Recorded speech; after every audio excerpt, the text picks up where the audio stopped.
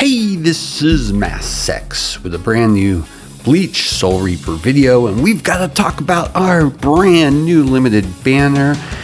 Yes, Unohana. Should you be pulling for this character? Well, we got to talk about this because this is a really good character to start off these videos with.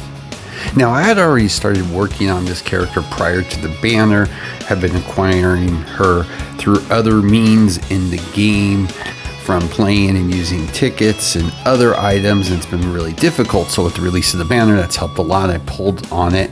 Was only able to pull 250 pulls, but that was to allow me to get her now to 5 stars.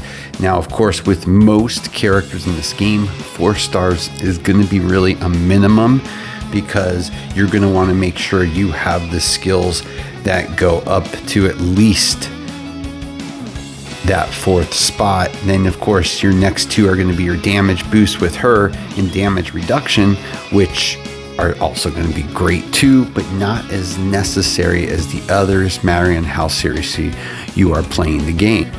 The main focus of her kit really comes from when you release her Bankai, and of course you first have the red flame cannon, deals 120% attack plus 590, which is based on where she's leveled, damage to an enemy target, and grants a shield of 300% of her attack to the team member with the lowest HP, which is really nice.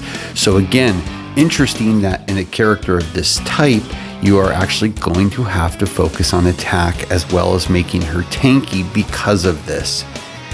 Now her next one, Mizuki. This one is where we start talking the real stuff here.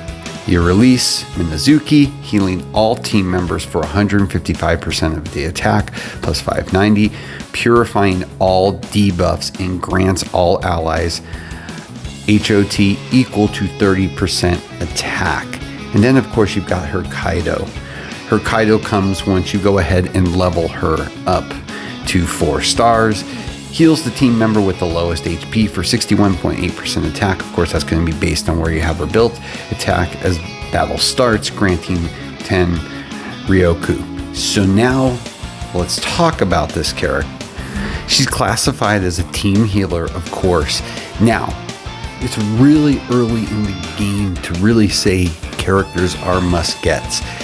On prior incarnations of this game, this character was very high tiered, and you could see why, because there's not a lot of quality healers in this game right now. So it does go a long way. Why? Well, what's the meta right now? It's all effect based. Poison, fire, freeze, chipping away damage until the other team dies, and taking out with a few, of course, single hitters or double hitters, mattering on who they are, like Soifon or Gin. So yeah, that's where we're kind of at right now because this game is so new. I think this character is amazing, and she's probably gonna have some legs, I should say, in this game, because she's that support healer role.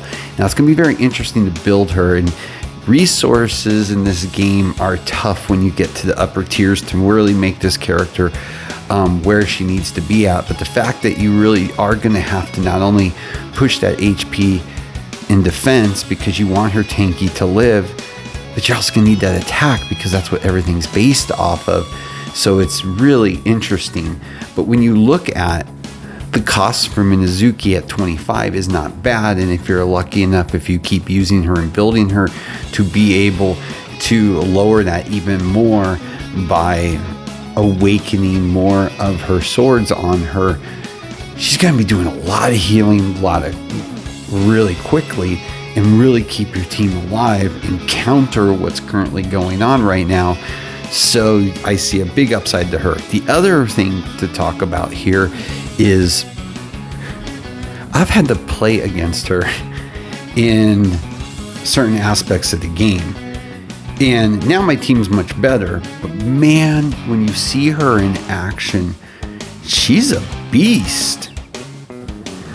Her healing and her constant keeping herself going even when she's the last target, and of course, again, mind you, this is going to be when you have her really built up, is just crazy.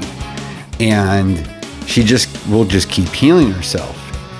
And it's just nuts. Now my team is much better versus the higher levels, but she's nuts. And I really think in this current meta, she's going to be really good. I really do think Unohana is a very quality character, and I think she's going to do well in any sort of environment because of her ability to heal and what she can do for your team, and that will allow her to transition into all different metas of the game. So to me, and if you play a lot of games, you know DPS characters get power crept very quickly in games. Support characters usually have the most legs because there's no real power creeping to them. So I think she's a safe bet if you want to pull on this banner. Is she a must get? It's too early in this game to say that. It's too early to see how they're going to do the releases in this game. But for right now, we don't really have a healer I consider good enough to build and play on the field competitively right now.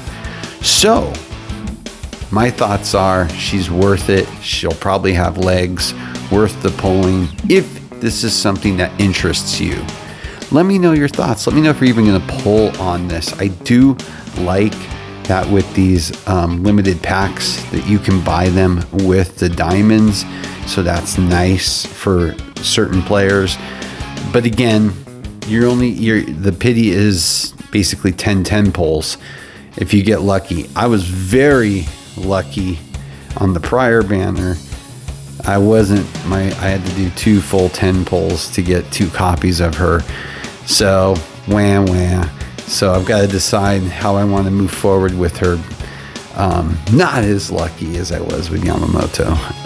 I got really lucky with him, but that's for another day. So Unohana, to me, a good solid pickup for this game if you're looking for a good support unit that you should be able to use for quite some time. So with that, as always, please like and subscribe. Helps a lot. Have a great day.